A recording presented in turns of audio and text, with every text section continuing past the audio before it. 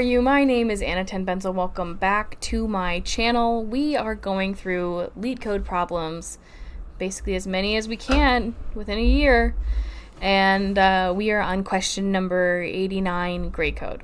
Now, I just got humbled by an easy question like 15 minutes ago. Took a quick stretch, and I'm hoping to construct this next code in a thoughtful way. Okay, so without further ado, let's get into this Python solution for question number 89, gray code.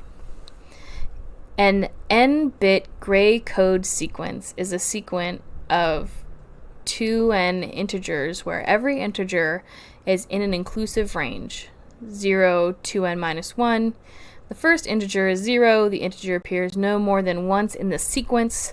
The binary representation of each pair of adjacent integers differs exactly 1 bit, and the binary representation of the first and last integers differs by exactly 1 bit.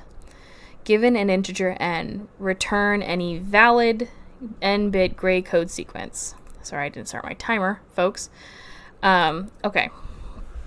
So let's get into example number 1 here. We have input n equals 2, output 0, 1, 3, 2. The binary representation of 0, 1, 3, 2 is 0, 0, 0, 1, 1, 1, 1, 0. And then they break that down here. This is also a valid gray code sequence where binary representation is this. Same with n1, 0, 1. The constraints are here. So, I mean, it's bit manipulation, right? Like that's what we have right off the bat. So we just have to generate a valid n-bit gray code sequence. So if I can break it down,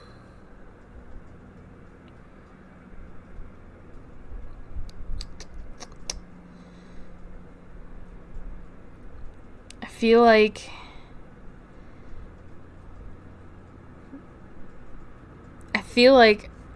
we can streamline this. Because they want us to consider these 5 factors. They will not consider, these are the 5 factors we have to adhere to. Every integer is in the inclusive range. The first integer is 0. An integer appears no more than once in the sequence. The binary representation of every pair of adjacent integers differs by exactly 1 bit. And the binary representation of the first and last integers differs by exactly 1 bit. So,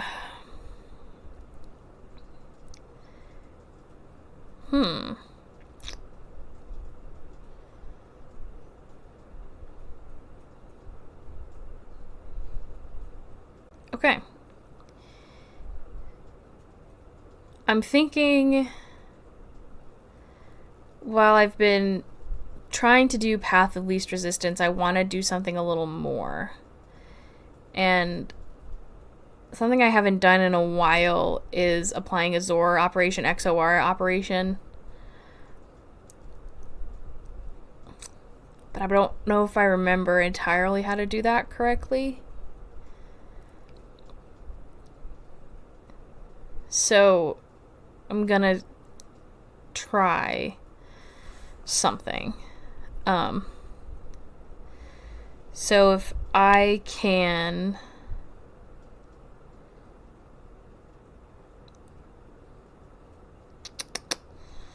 we have to consider n in this.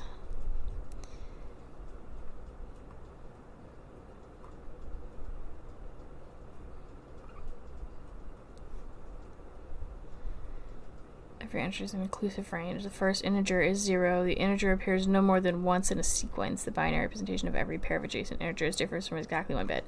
Okay, so between the index and the right shifted index, which we have to initialize. So we have the index and we have the right shifted index. So let's say this, initializing this here, the index and the right shifted index. So we're going to say for I in range, oops,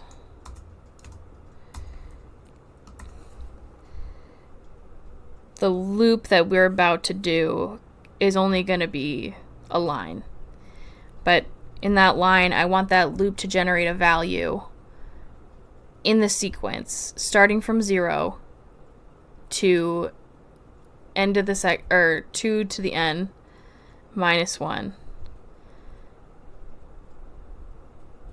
So I would do that by writing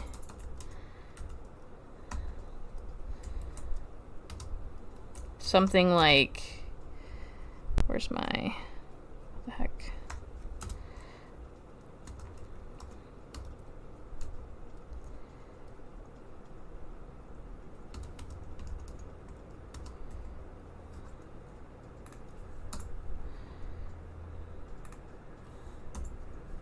I think.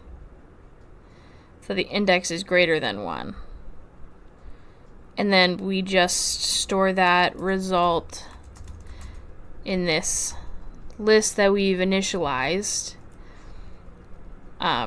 which just represents that code sequence.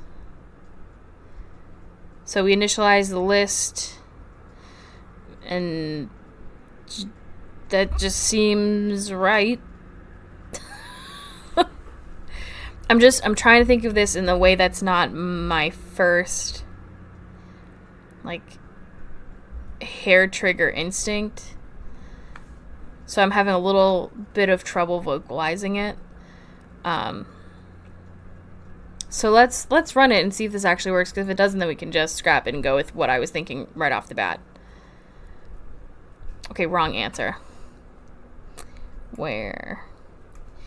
0, 2, 0, 0, 1, 3, 2, 1, 1. Okay, so what do we need? 0, 2, 0, 0.